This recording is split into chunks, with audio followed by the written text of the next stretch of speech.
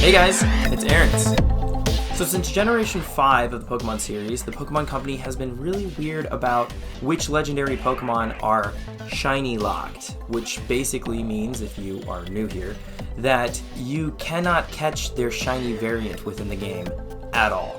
It's kind of crappy, and as the series kind of progresses, those same Pokemon that were shiny locked become not so shiny locked in future games, and it's really convoluted and kind of a mess. So I thought I'd make a video really quick explaining which legendary Pokemon are catchable and which aren't in their shiny variants. So without further ado, let's jump right in. Just like I said, in Generation 5, which was the generation that introduced this, I don't want to call it a travesty, or, you know what, I'm just going to say it. I hate it. I hate it. I hate that they did this, but I kind of understand where they're coming from to a tiny degree. So we're starting with Generation 5, and in Generation 5, the three main legendaries were completely shiny locked. I guess if you count Victini to be a legendary, then that would be 3. But if not, it would be the box legendaries, which is Reshiram and Zekrom. And of course Victini, you cannot catch it as a shiny. Don't know why they did this, just to be a-holes. And then in Black 2 and White 2, same story. The box legendaries cannot be shiny. Whatever. Right along to X and Y. Same story. Box art legendaries, Xerneas and Yveltal cannot be shiny, as well as Zygarde. And then for some reason, they decided to throw in all of the legendary Pokemon from the first generation and shiny lock those as well. So Mewtwo and the 3 legendary birds cannot be shiny. Why even put them in the game? Which is kind of funny because, again, here we are, like in Generation 1, you can shiny hunt the legendary birds, but it's a little bit more convoluted because you have to trade them up into Generation 2 to see if they're shiny, so it takes a lot longer. But then here they are being reintroduced into another game in the series, and they're shiny locked. Really stupid decision. So then, of course, the in-between Gen 6 and 7 introduced the remake of the Ruby and Sapphire games, Omega Ruby and Alpha Sapphire. And again, the box legendaries cannot be shiny. So Groudon and Kyogre cannot be caught shiny, as well as Rayquaza. And then, of course, the endgame introduced the ability to finally catch Deoxys without having to do some sort of event, or cheat, or etc. And they're shiny locked as well, so woo! So then in Sun and Moon, which were the next games to come out in the series, some of the Ultra Beasts were shiny locked. So I don't know if you consider them legendary or not, but forgive my pronunciations because I'm not extremely familiar with the anime, so it's not like I sat down with these names for a long time. But here's the list of Ultra Beasts that are shiny locked in just Sun and Moon. So there's Nihilego, Buzzwole, Pheromosa, Xurkitree, Celesteela, Kartana, and Guzzlord. And they're only shiny locked in Sun and Moon. So then when Ultra Sun and Ultra Moon came out, they added an episode where you could catch Zygarde, and of course he is shiny locked, but then the Tapus are shiny locked, as well as they were shiny locked in Sun and Moon as well, and so were the box legendaries. So that would mean Tapu Koko, Tapu Lele, Tapu Bulu, and Tapu Fini were all shiny locked, and then Cosmog, Solgaleo, and Lunala, as well as Necrozma, were all shiny locked.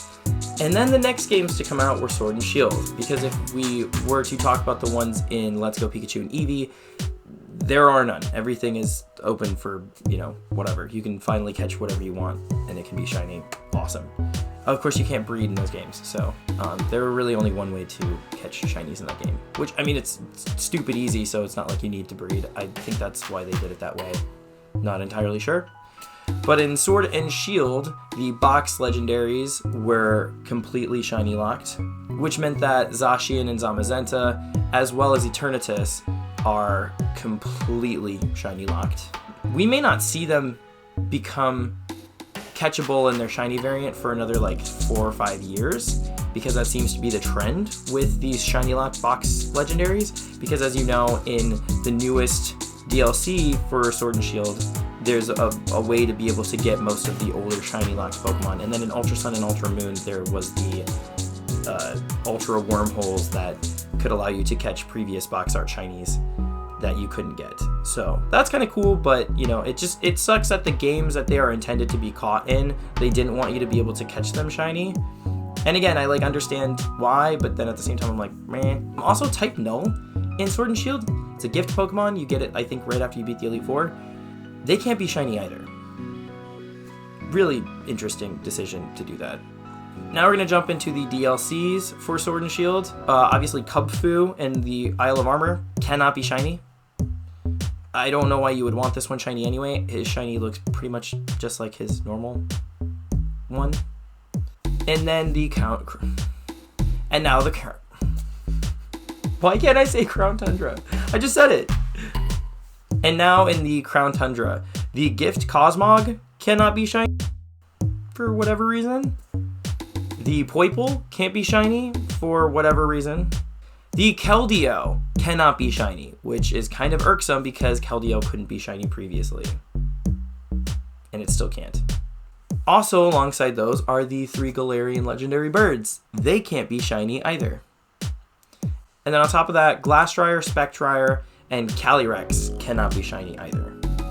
So now that I've gone over all of the legendary Pokemon contained within the games that cannot be shiny, I'm going to go over mythical Pokemon that were given out during events that cannot be shiny as well. So now, let's go back in time, back to Generation 5 again, and I will go over every legendary / mythical Pokemon that was either given out at an event or found within the code and never really released, and can't be shiny. Starting off in Generation 5 with Keldeo. We touched briefly on this a little bit ago, so I'm not going to go over this. It was given out as an event Pokemon, and it's never been shiny obtainable. Another legendary / mythical that people keep forgetting about that's never been able to be shiny either is Mioletta. Another Gen 5 gift Pokemon that, for whatever reason, they just decided it wasn't going to be shiny. And now here's where things get really interesting, because in Generation 6, there were 2 Pokemon that were found in the code before the events actually came out. But when the events came out for these 2 Pokemon, neither of them could be shiny. And that would be Hoopa and Volcanion. For whatever reason, they've never been shiny, and it's really frustrating, and I can't stand it because their shiny variants are so cool. And just like those 2, when Sun and Moon came out, there were 2 mythical Pokemon given out in events. One of them became shiny recently with an event for Sword and Shield, which was Zeraora, but Marshadow still has not been able to be shiny, which doesn't really disappoint me. The only time that you would ever know if a Marshadow is shiny or not is when it's in battle and it's doing specific attacks, so it's not like you'll really be able to tell the difference. But it's still frustrating because as a shiny collector and wanting to collect them all shiny, it's really, really frustrating. Another one that was just an event Pokemon for Generation 7 was Magearnia, and this one has never been shiny either, for whatever reason. Another one that came in recently with Sword and Shield and was given out as an event Pokemon that a lot of people probably still either don't know about or still haven't really attained is Zarude. And that's the final one that we're going to touch on today. Again, the shiny with this one isn't that remarkable. It's very subtle. I think that the Pokemon Company has been doing this thing with legendaries and shinies with making them kind of severely underwhelming, so that way people like me don't get PO'd when they are shiny locked. And I get that, but it's like, come on, you're taking all the fun out of it. Like, these are the things that we wanted when we play Pokemon games, is to like soft reset a million times for that shiny legendary, because it makes that makes that legendary that much more exciting. So that's the entire list of Pokemon that are obtainable shiny and not obtainable shiny. Obviously, some of these Pokemon have been released as being shiny. There is a definitive list that I'm going to put in the description below from Cerebi of the event Pokemon that have never once been shiny. And there's quite a group of them. Some of the ones on the list are not legendaries, and then some of them are mythicals that we haven't seen in years. So it's kind of interesting to check that out. So that's it. What do you guys think? Did I miss something? If I did, make sure to leave it in the comments below. If you're new here, make sure to subscribe. I upload weekly / bi-weekly videos, and make sure to ring that bell for notifications so you don't miss anything. Like the video if you like the video. If I missed something or you can't stand the sound of my voice just like me, make sure to dislike the video. No, I'm totally kidding. Don't do that. And I will catch you guys next time.